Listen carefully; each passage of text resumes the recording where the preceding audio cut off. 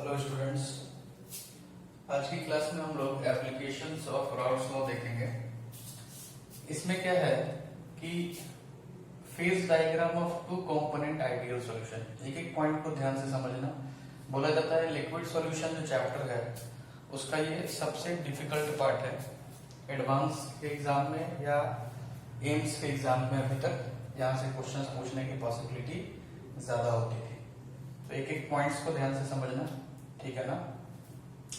Like phase diagram of two component ideal solution का मतलब क्या हो गया, बाइनरी सॉल्यूशन की बात करें, बस इतना ही, ठीक है।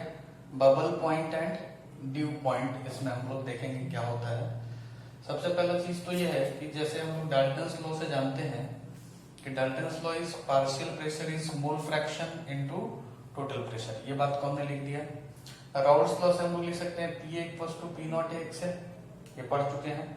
दोनों को कंबाइन किया तो क्या लिख सकते हैं, P A equals to P Y A into P T that is equals to P not A X A, दोनों को लिख दिया साथ में। सिमिलरली हम लोग पीवी के बारे में भी लिख सकते हैं। अब चूंकि बाइनरी सॉल्यूशन है तो X A plus X B will be equals to 1, दोनों के मोल फ्रैक्शन को जोड़ोगे तो यूनिटी आएगा। एक्स ए की वैल्यू हम लोग यहाँ से निकाले तो Y A P T upon P not है, और एक्स बी की वैल्यू यहाँ से निकाले तो Y B P T upon P not B, इसको यहाँ पर रख दिया। सिंप्लीफाई किया, पीटी को कॉमन लेके नीचे लाए हैं तो 1 by P T equals to Y A upon P not A plus Y B upon P not B. और चूंकि Y A plus Y B भी क्या होगा, यूनिटी होगा, तो वाई बी को हम लोग वाई ए के टर्म्स में ऐसे लिख सकते हैं। इसकी वैल्यू को हमने वाई बी को यहाँ पे सब्स्टिट्यूट किया तो अपने पास ये एक एक्सप्रेशन आया जो क्या है, वेपर प्रेशर ऑफ सॉल्यूशन अपने को निकालना है जब हमको वेपर फेज में मोल फ्रैक्शन पता हो, ठीक है। तो ये बात भी वही है जो हमने लिखा है, ये दोनों के टर्म्स में है और ये एक के टर्म्स में लिखा है। फिर मैंने इसको फर्दर सिंप्लीफाई किया है, 1 by P T equals to 1 by P not B plus हम लोग यहाँ से मल्टीप्लाई करके कॉमन ले लिए हैं तो यहाँ से तो एक्सप्रेशन आ रहा है फाइनली, उसमें दिख रहा है कि वाई ए जो है वो डिनोमिनेटर में आ रहा है, मतलब P T is inversely proportional to Y A. फिर हमने राउल्ट्स लॉ यूज किया है, राउल्ट्स लॉ के according PT equals to P not A X A plus P not B X B. PT is total pressure that is vapour pressure of solution, ठीक है ना। फिर हम लोग क्या किए, एक्स बी को एक्स ए के टर्म्स में रखे हैं तो फाइनली एक्स ए के टर्म्स में ये एक्सप्रेशन निकल के आया है। अब देखो काम का चीज इसमें ये दोनों बातें समझ में आने के बाद कि pressure versus X and Y का ग्राफ अगर हम लोग बनाए, ठीक है, प्रेशर वर्सेस मोल फ्रैक्शन का ग्राफ बना रहे हैं और टेम्परेचर को कांस्टेंट रख रहे हैं, तो पहले मैंने वाई के टर्म्स में समझाने की कोशिश की है और फिर दोनों को कंपाइल करेंगे। तो अगर कांस्टेंट टेम्परेचर है तो ये ग्राफ इस तरीके से बनेगा। कैसे इस तरीके से बनेगा, तुम इक्वेशन से सोच सकते हो। जैसे 1 बाई पी टी का ये अगर इक्वेशन है तो इसमें अपने को क्या दिख रहा है कि, या इस इक्वेशन को देख लो 1 बाई पी टी का, तो अगर हम लोग वाई ए की वैल्यू 0 कर दें, इसको 0 कर दें तो टोटल टर्म 0 हो जाएगा। 1 by P T equals to 1 by P not B जो मैंने यहाँ पे लिखा है, और वाई ए अगर 1 कर दिए तो ये 1 by P not B 1 by P not B cancel out हो जाएगा, तो 1 by P T will be equals to 1 by P not A जो हमने यहाँ पे लिखा है। और ये स्ट्रेट लाइन क्यों बन रहा है, ग्राफ किस तरीके का क्यों है, इससे देखो तुम समझ सकते हो कि 1 by P not be is greater than 1 by P not a. इसका मतलब कि पी नॉट ए जो है वो बड़ा होगा पी नॉट बी से। इसका मतलब कि अगर P not A P not be से बड़ा है दैट मीन्स कि ए जो होगा वो बी के रिस्पेक्ट में ज्यादा वोलेटाइल नेचर होगा। ये ग्राफ ऐसे भी हो सकता था, ऐसे भी हो सकता था, लेकिन इस केस में यहाँ पे तुम ये समझ सकते हो कि ए जो है वो बी के रिस्पेक्ट में ज्यादा वोलेटाइल है। अब यहां से ध्यान दो, तो अगर इसको पूरे को y ले लो और इसको x ले लो तो it is y equals to mx plus c, कुछ इंटरसेप्ट दिया है तो उस तरीके से हमने इसका ग्राफ बनाया है। y is directly proportional to 1 by pt, तो स्ट्रेट लाइन टाइप का ग्राफ मिलेगा, ठीक है। यहां से यहां जब जा रहे हैं तो y a का मोल फ्रैक्शन इंक्रीज कर रहा है, मतलब a का मोल फ्रैक्शन इंक्रीज कर रहा है, इधर से इधर जा रहे हैं तो y भी इंक्रीज कर रहा है, मतलब b का मोल फ्रैक्शन इंक्रीज कर रहा है, ठीक है। अब इसी ग्राफ को हमने बनाया है पीटी वर्सेस अगर वाई बना है तो पीटी का एक्सप्रेशन यहां से निकाल दिए हैं। पीटी वर्सेस वाई का ग्राफ में देखो, जैसे तुम क्या करोगे कि वाई की वैल्यू को 0 कर दो।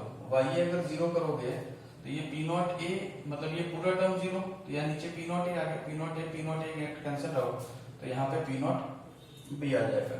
और जब तुम इसको यूनिटी करोगे तो फिर से ये यूनिटी हो गया, तो P not a cancel out, तो पी नॉट बी कट जाएगा, वो पी नॉट ए के बराबर आएगा। दूसरा सर ये ग्राफ ऐसा क्यों बना, तो ये ग्राफ देखो PT is inversely proportional to Y है, तो ये कर्व टाइप का मिलेगा, ठीक है ना।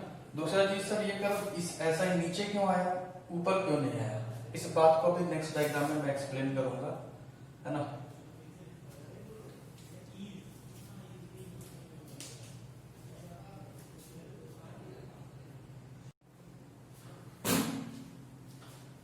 देखो अब राउल्ट्स लॉ मतलब लिक्विड फेज और वेपर फेज दोनों के कर्व को कंबाइन किया है। यहाँ पे हम लोग लिख दिए हैं कि मान लिए हैं कि ए जो है वो बी के रेस्पेक्ट में ज्यादा वोलेटाइल है।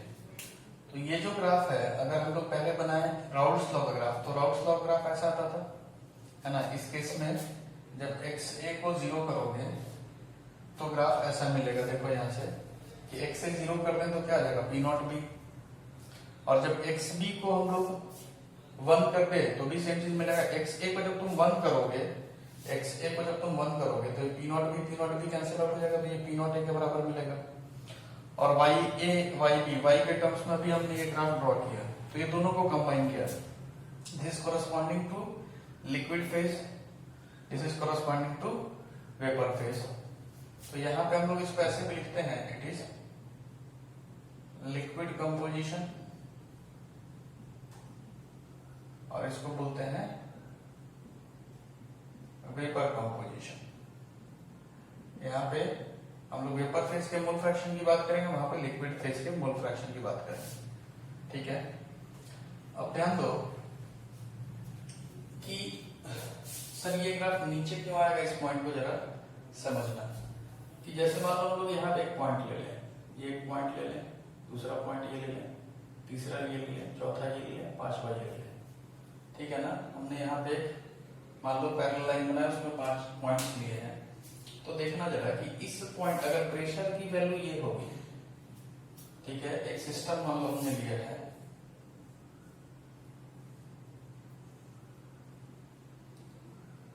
यहाँ पे लिक्विड फेज और वेपर फेज है। तो इस कंडीशन में जब हम लोग प्रेशर को बढ़ाएंगे, मतलब यहाँ लिक्विड, इस कंडीशन में क्या होता है, इस दोनों पॉइंट पे liquid phase and vapour phase दोनों एग्जिस्ट कर रहा है, दोनों इक्विलिब्रियम में, वेपर फेज या गैसियस फेज बोलो। अब जब तुम प्रेशर को इससे बढ़ाओगे तो लिक्विफिकेशन विल टेक प्लेस। तो इधर जो है, इधर तुमको क्या मिलेगा, इधर पूरा का पूरा लिक्विड फेज मिलेगा।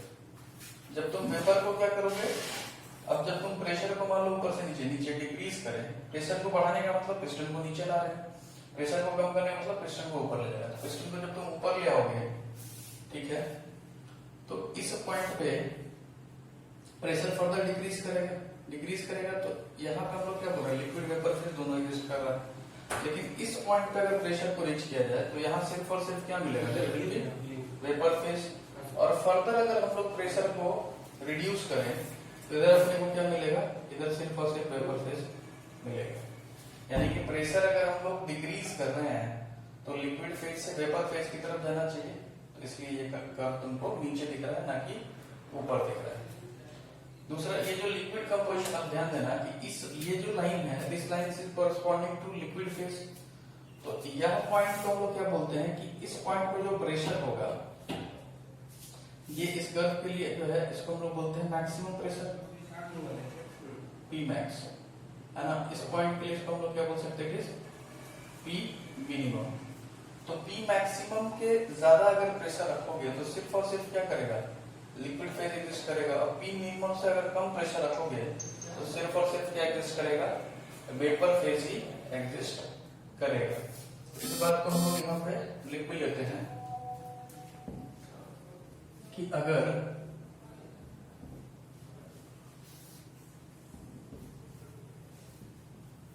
एक्सटर्नल प्रेशर जो है, अगर एक्सटर्नल प्रेशर, नोट करके कुछ पॉइंट लिखो, if P external is greater than P max, तो उस केस में क्या होगा, सिर्फ और सिर्फ लिक्विड फेज एग्जिस्ट करेगा। दूसरा, अगर P external is less than P minimum, minimum से भी कम हो जाए तो सिर्फ और सिर्फ क्या होगा, वेपर फेज एग्जिस्ट करेगा। तीसरा पॉइंट, अगर हम लोग बोले कि P मिनिमम से तो एक्सटर्नल प्रेशर ज्यादा हो लेकिन P मैक्सिमम से कम हो, मतलब बीच का पॉइंट, तो यहां क्या होगा, बोथ लिक्विड एंड कमल आज तुम लोग की क्लास नहीं होगी। Vapour phase, both liquid and vapour phase exist, यहाँ पे दोनों ही फेज एग्जिस्ट करेगा, है ना। चौथा पॉइंट बोले कि अगर P मैक्स जो है उसके बराबर P एक्सटर्नल होगा, P मैक्स जो है उसके बराबर अगर P एक्सटर्नल होगा, तो इस केस में हम लोग क्या बोल सकते हैं कि यहां पे होगा क्या, लिक्विड फेज ही होगा, लिक्विड फेज ओनली। बट इस पॉइंट पे क्या होगा, first bubble of vapour is formed, इसीलिए लिक्विड कंपोजिशन लाइन को हम लोग बबल पॉइंट कर्व भी बोलते हैं, बबल पॉइंट कर्व। और ये जो अभी हम लोग बात किए इस प्रेशर पे, यहां से जैसे इस पॉइंट पे T टेंड्स टू 0 की तरह समझ लो, तो यहां से फर्स्ट बबल ऑफ वेपर का फॉर्मेशन होगा, ठीक है, तो इसी को हम लोग बोलते हैं बबल पॉइंट। और अगर P मिनिमम के बराबर P एक्सटर्नल हो जाए, P मिनिमम के बराबर P एक्सटर्नल हो जाए, तो यहां हम लोग क्या बोल सकते हैं, only vapour phase, but first drop of liquid is formed, first drop of liquid, या इसको DO भी हम लोग बोलते हैं, लिक्विड ड्रॉप को।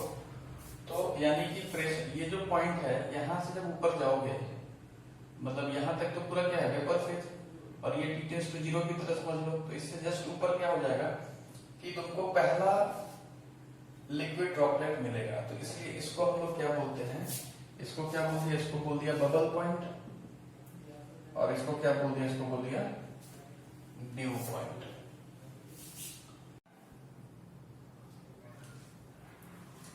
देखो लिमिटेशंस ऑफ राउल्स लॉ की हम लोग बात करेंगे।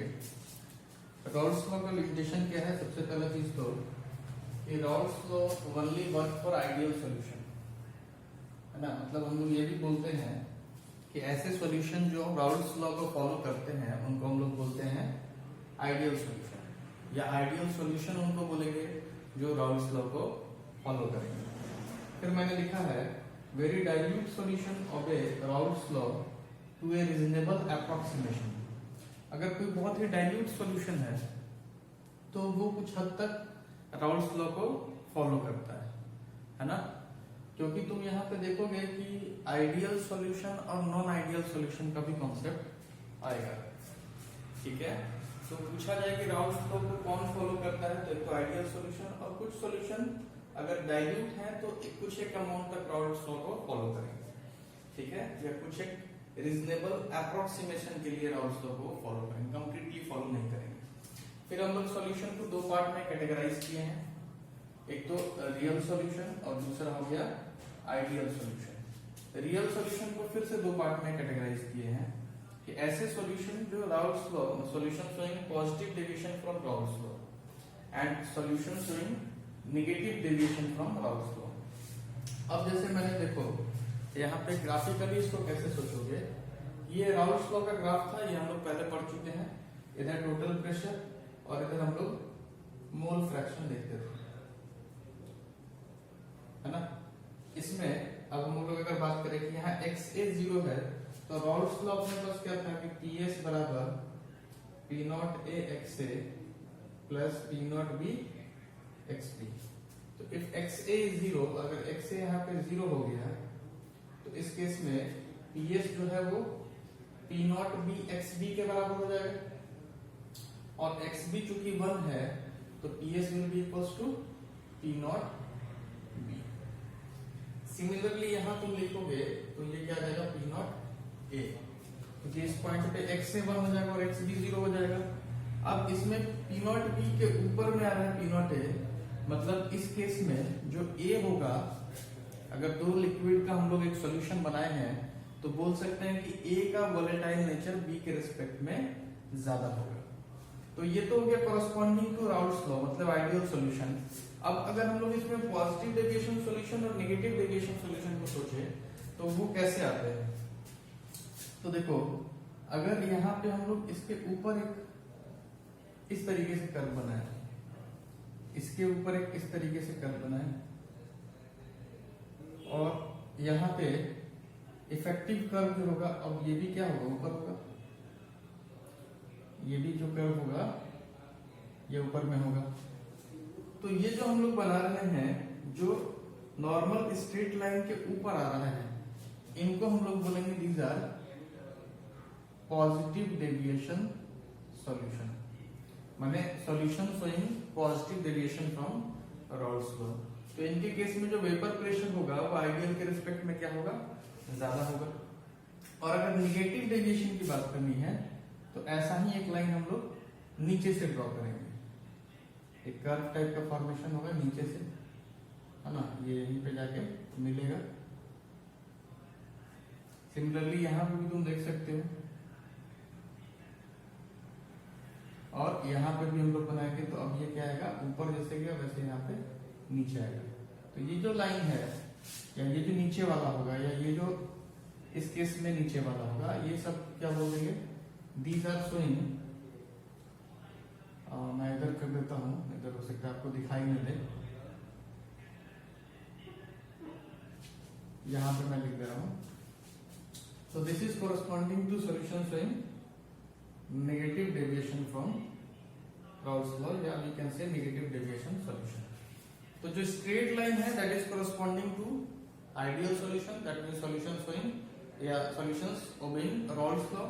जो ऊपर वाला है those are positive deviation solution, जो नीचे वाले हैं those are negative deviation solution।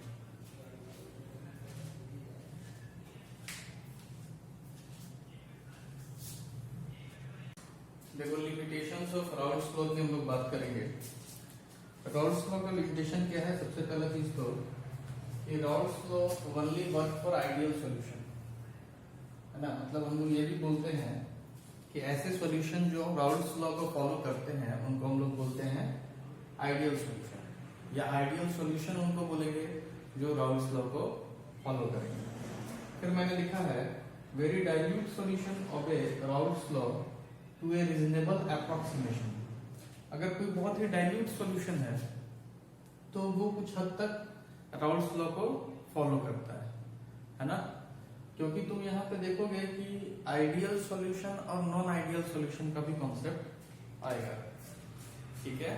तो पूछा जाए कि राउल्ट्स लॉ को कौन फॉलो करता है, तो एक तो आइडियल सॉल्यूशन, और कुछ सॉल्यूशन अगर डाइल्यूट है तो कुछ एक अमाउंट तक राउल्ट्स लॉ को फॉलो करेंगे, ठीक है, या कुछ एक रीजनेबल अप्रोक्सीमेशन के लिए राउल्ट्स लॉ को फॉलो करेंगे, कंप्लीटली फॉलो नहीं करेंगे।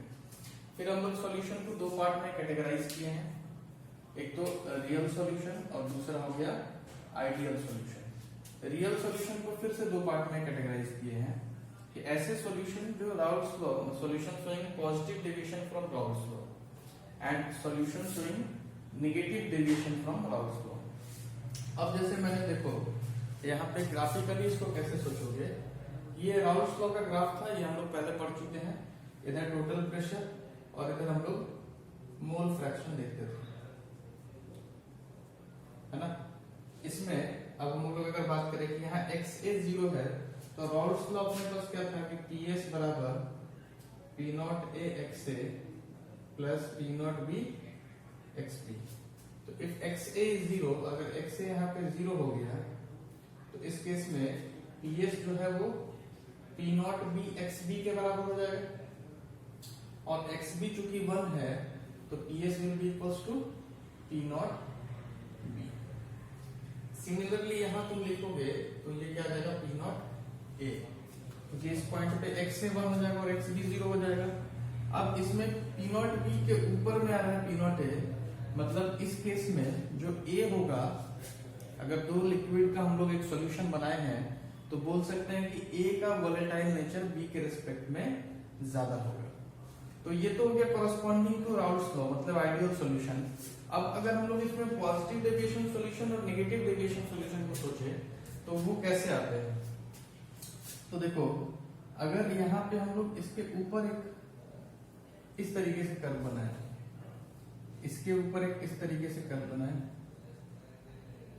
और यहाँ पे इफेक्टिव कर्व जो होगा, अब ये भी क्या होगा, ऊपर होगा, ये भी जो कर्व होगा ये ऊपर में होगा।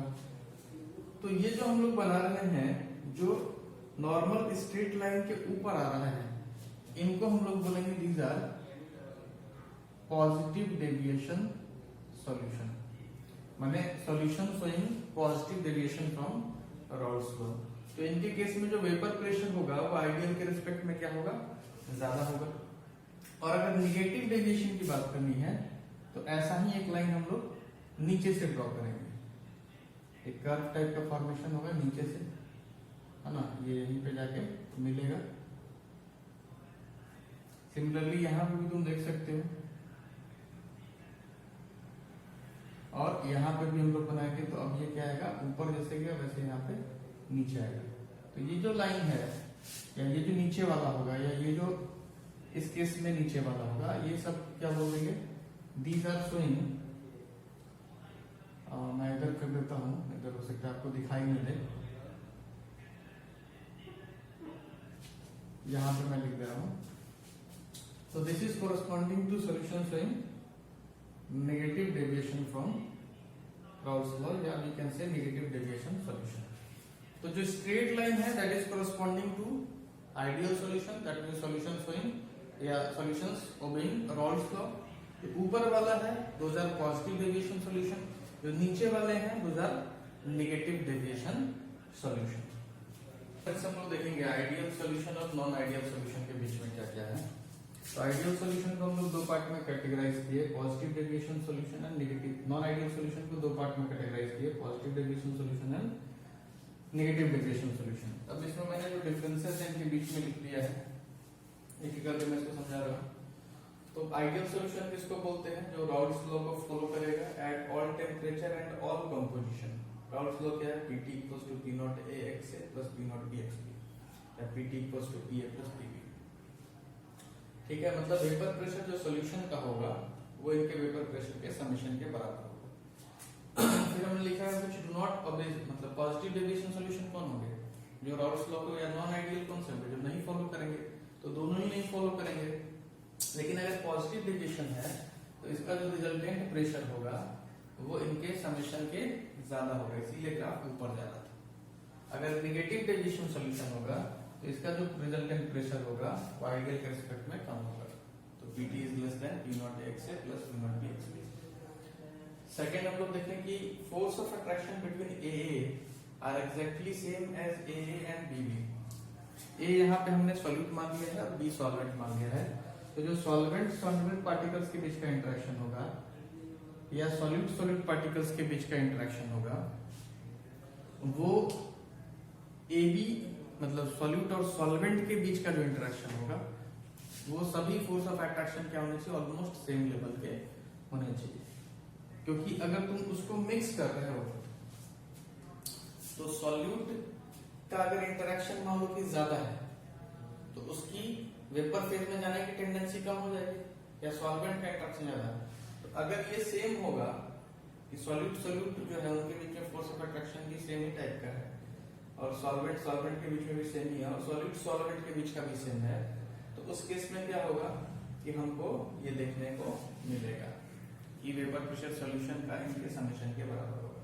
हम लोग बोलते हैं कि सॉल्यूट सॉल्यूट के बीच का attraction force is same as that of solvent solvent के बीच का attraction force is same as that of solute solvent के बीच का अट्रैक्शन फोर्स। यहाँ थोड़ा ध्यान से समझना, यहाँ बोल रहे हैं कि peak force of attraction between AB with respect to AA and BB। तो जब मान लो कि मेरे पास कोई सॉल्यूट था और सॉल्वेंट था, मतलब दो लिक्विड ही ले रहे हैं, एक लिक्विड कम होगा वो सॉल्यूट हो जाएगा, दूसरा लिक्विड ज्यादा होगा वो सॉल्वेंट हो जाएगा। तो जब तुम सॉल्यूट को सॉल्वेंट में डाल रहे हो तो अगर रिजल्टेंट वेपर प्रेशर ज्यादा होना चाहिए तो उसके लिए क्या करना होगा कि सॉल्यूट सॉल्वेंट के बीच का इंटरेक्शन को ज्यादा कर दिया जाए। अगर अट्रैक्शन फोर्स ज्यादा होगा सॉल्यूट सॉल्वेंट के बीच का तो उसकी वेपर फेज में जाने की टेंडेंसी कम होगी, और अगर हमको वेपर फेज में जाने की टेंडेंसी कम होगी तो प्रेशर कम हो जाएगा सॉरी। और अगर सॉल्यूट सॉल्वेंट के बीच का जो अट्रैक्शन फोर्स है वो कम होगा with respect to solute solute and solvent solvent, तो अगर अट्रैक्शन फोर्स सॉल्यूट सॉल्वेंट के बीच का कम होगा तो उसकी वेपर फेज में जाने की टेंडेंसी क्या होगी, ज्यादा होगी। तो इस केस में चूंकि प्रेशर रिजल्टेंट प्रेशर अपने को ज्यादा चाहिए तो हम बोल रहे हैं कि weak force of attraction between A B with respect to A and B B, जबकि यहाँ नेगेटिव डेविएशन मतलब रिजल्टेंट वेपर प्रेशर कम होना चाहिए, तो इसके लिए सॉल्यूट सॉल्वेंट के बीच का अट्रैक्शन फोर्स क्या होना चाहिए, ज्यादा होना चाहिए। तो strong force of attraction between A B with respect to A and B B. फिर हम लोग बोल रहे हैं कि delta H mixing is equal to zero ideal solution की, मतलब जब दोनों को मिक्स कर रहे हो तो डेल्टा एच क्या होता है, एंथैल्पी चेंज। जब तुम सॉल्यूट और सॉल्वेंट को मिक्स किए तो एंथैल्पी चेंज की बात कर रहे हैं।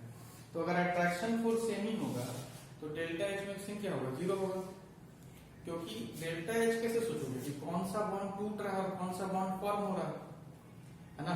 तो जो बॉन्ड टूट रहा है सॉल्यूट सॉल्यूट और सॉल्वेंट सॉल्वेंट के बीच का, और जो बॉन्ड फॉर्म हो रहा है वो सॉल्यूट सॉल्वेंट के बीच में बॉन्ड फॉर्म हो रहा है। तो अगर दोनों का अट्रैक्शन फोर्स सेम है तो हम लोग क्या बोल सकते हैं, delta H mixing will be zero. जितना एनर्जी बॉन्ड तोड़ने में जाना पड़ रहा है उतना ही बॉन्ड बनने में रिलीज होगा। लेकिन अगर ये पॉजिटिव डेविएशन सॉल्यूशन है तो इसमें क्या होगा, सॉल्यूट सॉल्वेंट के बीच का अट्रैक्शन फोर्स जो है वो कम होगा, सॉल्यूट सॉल्वेंट के बीच का अट्रैक्शन फोर्स कम होगा। तो अगर सॉल्यूट सॉल्यूट और सॉल्वेंट सॉल्वेंट का जो अट्रैक्शन फोर्स है वो ज्यादा हुआ रिस्पेक्टिवली, तो हमको ज्यादा एनर्जी देनी पड़ेगी, स्ट्रॉन्ग बॉन्ड को तोड़ने के लिए ज्यादा एनर्जी देनी पड़ेगी। और जब बॉन्ड का फॉर्मेशन हुआ वो तो वीकर हो रहा है तो उसके इसमें कम एनर्जी रिलीज होगी, तो effectively energy will get consumed, तो दिस विल बी एंडोथर्मिक, तो delta H mixing will be greater than zero. और यहाँ पे जस्ट उसका उल्टा सोच सकते हो कि जो बॉन्ड बन रहा है सॉल्यूट सॉल्वेंट के बीच में अगर वो स्ट्रॉन्गर है तो ज्यादा एनर्जी रिलीज होगी और तोड़ने के लिए कंपैरेटिवली कम एनर्जी देनी पड़ी होगी, तो delta H mixing is less than zero, that means it will be exothermic. Similarly हम लोग डेल्टा वी मिक्सिंग की बात करते हैं, अगर अट्रैक्शन फोर्स सेम है तो उतना ही वॉल्यूम वो भी ऑक्यूपाई करेगा, और अगर अट्रैक्शन फोर्स यहाँ पे क्या हम लोग बोल रहे हैं, अट्रैक्शन फोर्स सेम है तो उतना ही वॉल्यूम ऑक्यूपाई करेगा। अट्रैक्शन फोर्स अगर कम हो गया तो ज्यादा वॉल्यूम ऑक्यूपाई करेगा, और अट्रैक्शन फोर्स अगर ज्यादा हो गया तो कम वॉल्यूम ऑक्यूपाई करेगा। फिर इधर डेल्टा एस मिक्सिंग की बात करें तो ये तीनों ही केस में क्या होगा, ग्रेटर देन जीरो होगा। क्यों, क्योंकि जब कभी भी तुम कोई दो चीजों को मिक्स कर रहे हो, दो सॉल्यूशन को मिक्स कर रहे हो, तो प्रोसेस के दौरान हमेशा एंट्रोपी इंक्रीज होती है ना। कोई भी जो स्पॉन्टेनियस प्रोसेस है, कोई प्रोसेस जो नेचर में हो रहा है, तो उसके लिए हम लोग क्या बोलते हैं, एंट्रोपी इज कंटिन्यूअसली इंक्रीजिंग। तो मिक्सिंग अगर कोई भी दो चीज को तुम करोगे तो यहाँ पे एंट्रोपी हमेशा बढ़ती है। सिमिलरली अगर कोई दो प्रोसेस हो रहा है, कोई दो को मिक्स करके एक प्रोसेस करा रहे हो, तो उसके स्पॉन्टेनिटी के लिए delta G should be negative. तो यहाँ तीनों ही केस में डेल्टा जी क्या होता है, वो नेगेटिव होता है। फिर इनके एग्जाम्पल से भी क्वेश्चन बनते हैं। तो जैसा कि हमको पता है कि अट्रैक्शन फोर्स सेम टाइप के होने चाहिए, वैसे मॉलिक्यूल्स लेने हैं, लाइक बेंजीन टॉल्यूइन दोनों नॉन पोलर मॉलिक्यूल हो जाएंगे, हेक्सेन हेप्टेन दोनों नॉन पोलर, ये अल्काइल ब्रोमाइड ये अल्काइल आयोडाइड। तो सेम नेचर के अगर लिक्विड्स को हम लोग मिक्स कर रहे हैं तो उस केस में हम लोग क्या बोल सकते हैं, those will form ideal solution या follows Raoult's law. Positive deviation में क्या होना चाहिए, रिजल्टेंट फोर्स ऑफ अट्रैक्शन कम होना चाहिए। तो अगर मान लो हमने H2O ले लिया और इथेनॉल ले लिया, H2O ले लिया और इथेनॉल ले लिया, तो H2O के जो मॉलिक्यूल्स होंगे उनके बीच में अट्रैक्शन फोर्स ज्यादा होता है विथ रिस्पेक्ट टू इथेनॉल। तुम इसको ऐसे भी सोच सकते हो कि एक कंटेनर में H2O ले लो, एक कंटेनर में इथेनॉल ले लो, इथेनॉल जल्दी इवेपोरेट हो जाएगा। इथेनॉल मतलब सिंपली अल्कोहल, ड्रिंकिंग अल्कोहल, है ना। तो ये क्या होगा कि ये जल्दी इवेपोरेट होगा। क्यों अट्रैक्शन फोर्स कम है, तुम इसको भी सोच सकते हो क्योंकि यहाँ नॉन पोलर पार्ट इंक्रीज कर रहा है। Alkyl part is the non polar part, तो नॉन पोलर पार्ट के इंक्रीज करने के कारण यहाँ पे जो हाइड्रोजन बॉन्डिंग की टेंडेंसी होगी वो कम हो जाएगी। तो H2O में हाइड्रोजन बॉन्डिंग ज्यादा स्ट्रॉन्ग होगा। तो जब तुम इसमें ज्यादा स्ट्रॉन्ग था और इसमें कंपैरेटिवली कम स्ट्रॉन्ग था, दोनों को मिक्स करोगे तो attraction force will decrease with respect to H2O। तो इस केस में हम लोग क्या बोल सकते हैं, it will show negative deviation. Similarly we can think about ethanol and cyclohexane, chloroform and carbon tetrachloride. ये पोलर होगा तो डाइपोल डाइपोल अट्रैक्शन होगा, ये नॉन पोलर है तो डाइपोल इंड्यूस्ड डाइपोल टाइप का अट्रैक्शन फोर्स आएगा, है ना। यहाँ पे हमने लिखा है all strong acid plus H2O। यहाँ पे क्या होता है, इनके बीच में बहुत स्ट्रॉन्ग अट्रैक्शन फोर्स लगता है, तो ये सारे के सारे जो है वो तुमको क्या देंगे, नेगेटिव डेविएशन। जैसे एग्जांपल है HCl प्लस H2O। एक इंपॉर्टेंट एग्जांपल इसमें मैंने लिखा है, प्रीवियस ईयर में आया हुआ भी, CHCl3, इसको हम लोग क्लोरोफॉर्म बोलते हैं। क्लोरोफॉर्म प्लस एसीटोन, एसीटोन मतलब प्रोपेनॉन, है ना, फर्स्ट कीटोन। तो यहाँ पे इन दोनों को मिक्स करते हैं तो इफेक्टिवली अट्रैक्शन फोर्स बढ़ जाता है। ये क्यों बढ़ जाता है, कैसे बढ़ जाता है, ये ऑर्गेनिक केमिस्ट्री में प्रॉपर रिएक्शन है, वहां पे हम लोग इसको स्टडी करेंगे।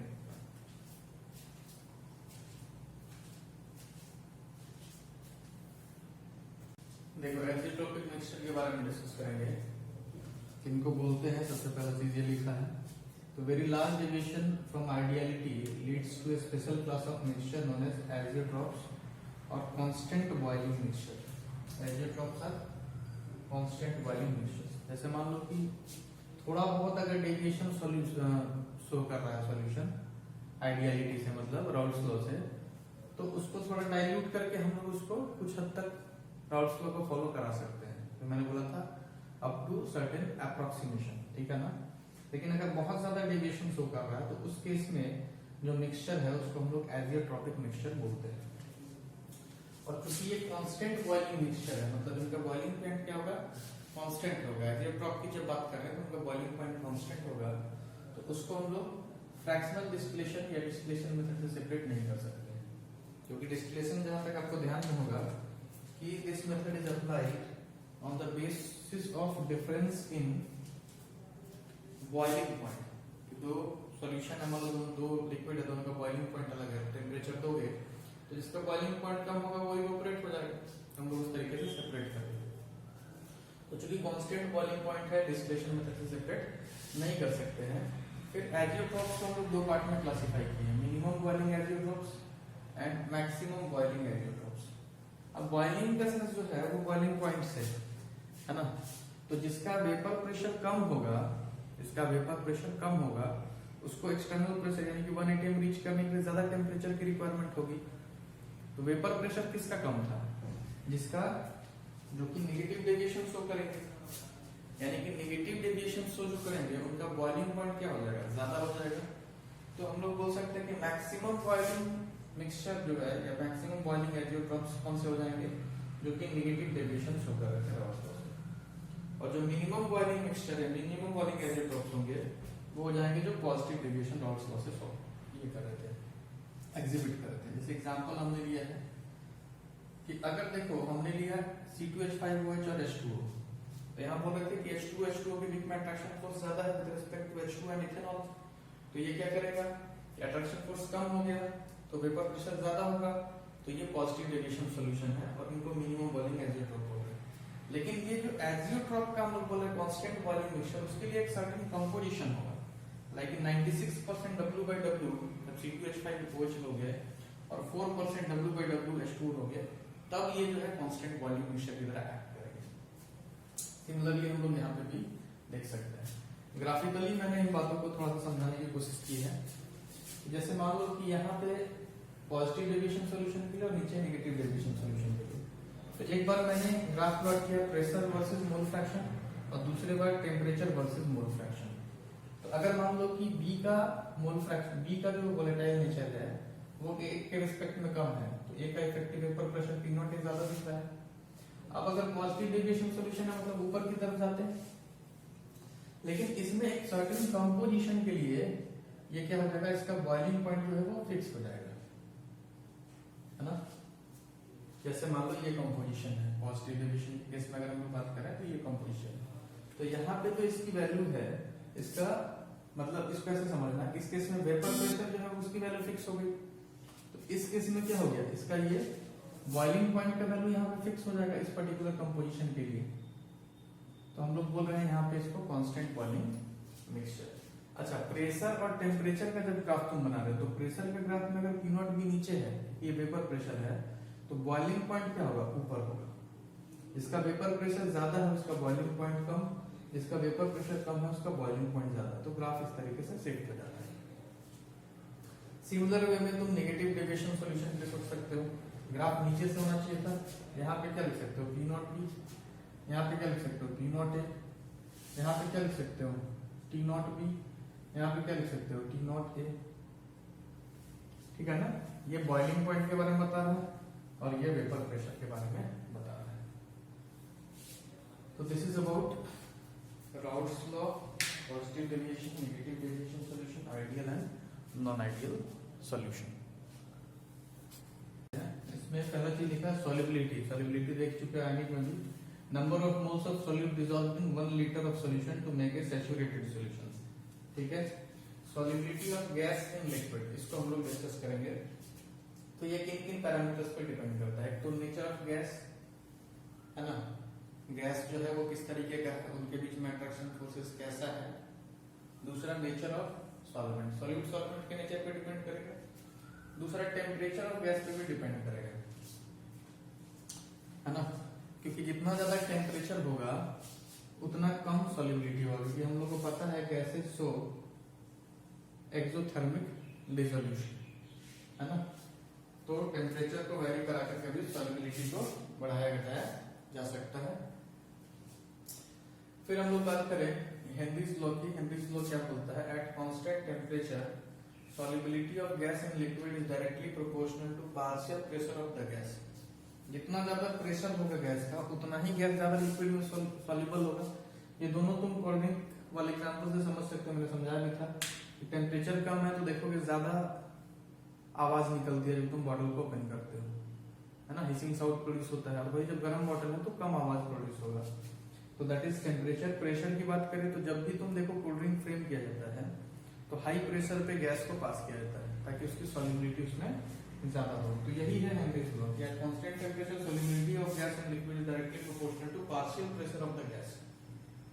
अगर मान लो कि सॉल्युबिलिटी जो है उसको हम लोग ले ले मोल फ्रैक्शन के टर्म्स में, हम लोग लिख दिए partial pressure of gas is directly proportional to mole fraction, है ना। तो ये मोल फ्रैक्शन यहाँ पे क्या है, सॉल्युबिलिटी। तो यहाँ से आ गया कि पार्शियल प्रेशर एक कांस्टेंट आएगा KH, इसको हम लोग बोलते हैं हेनरीज कांस्टेंट या Henry's law constant. KH is Henrys constant या हेनरीज लॉ कांस्टेंट। एक तुमको मैंने एक न्यूमेरिकल यहाँ पे कराया है, ठीक है, प्रीवियस ईयर में तुम्हारा जेईई में पूछा हुआ क्वेश्चन है ये। Henry's law constant for solubility of N2 gas in water at इतना टेम्परेचर इज इतना। KH का वैल्यू दे रखा है, मोल fraction of N2 in air में N2 का मोल फ्रैक्शन तुमको ये दे रखा है। पूछ रहा है the number of moles of N2 from air dissolved in 10 moles of water at इतना एंड इतना प्रेशर। हमको फार्मूले पे आना है, हमको पता है कि जो प्रेशर होता है पार्शियल प्रेशर वो डायरेक्टली प्रोपोर्शनल है सॉल्युबिलिटी का, या सॉल्युबिलिटी जो है वो डायरेक्टली प्रोपोर्शनल है पार्शियल प्रेशर का। तो यहाँ से ये फार्मूला हमने निकाला। तो जो पार्शियल प्रेशर होगा N2 का वो कैसे निकालेंगे, डाल्टन्स लॉ को यूज करके। तो partial pressure equals to mole fraction of N2, mole fraction of N2 into total pressure. तो यहां से आ गया अपना पार्शियल प्रेशर। अब ध्यान दो कि पार्शियल प्रेशर जो होगा उसको हम लोग क्या लिख सकते हैं, KH into x into that is x into is the solubility. यहां से इसको लिखा, तो इसका वैल्यू हम लोग निकाल चुके हैं 4, इसका वैल्यू दे रखा है 10 टू द पावर 5। तो number of moles of N2 या सॉल्युबिलिटी जो है वो निकल चुका है कितना, x into equals to 4 into 10 to the power -5 पर मोल, है ना। क्योंकि जब भी तुम मोल फ्रैक्शन की बात कर रहे हो तो moles of any component upon total moles, तो टोटल मोल्स जो होगा वो तो हमेशा यूनिट ही होगा, है ना। मोल्स ऑफ मान लो मोल फ्रैक्शन जो निकाल रहे हैं मोल्स ऑफ A या मोल फ्रैक्शन में तुम N2 का यहाँ पे निकालोगे उसमें टोटल मतलब ये कि तुम्हारा मोल फ्रैक्शन निकल रहा है, वो सॉलिबिलिटी के टर्म्स में है, तो यहाँ पे हम लोग इसको बता दे रहे हैं ये क्या है, इट इज इन पर मोल। तो तुमसे क्वेश्चन जो पूछा है, number of moles of N2 from air dissolved in 10 moles of water at 298 Kelvin and 5 atm pressure। तो पर मोल जो है सॉलिबिलिटी ये आ रही है, तुम यहाँ से यूनिट से भी ये चीज को निकाल सकते हो, ये पर मोल आएगा, है ना। ये प्रेशर है KH का यूनिट और यहाँ से निकालोगे तो ये पर मोल होता है। तो अगर 1 मोल में इतना तो 10 मोल में कितना, 10 मोल में it will be 4 × 10⁻⁴ atm answer. तो एक बेसिक क्वेश्चन इस पे जो बनता है, बाकी थ्योरेटिकल क्वेश्चन से ज्यादातर इस पे बनते हैं, फैक्टर्स अफेक्टिंग, बेसिक डेफिनेशन और इसका फॉर्मूला। तो यहाँ पे ये चैप्टर आपका खत्म होता है, लिक्विड सॉल्यूशन। क्वेश्चन इसका प्रैक्टिस करना, जो भी डाउट है उसको पूछो।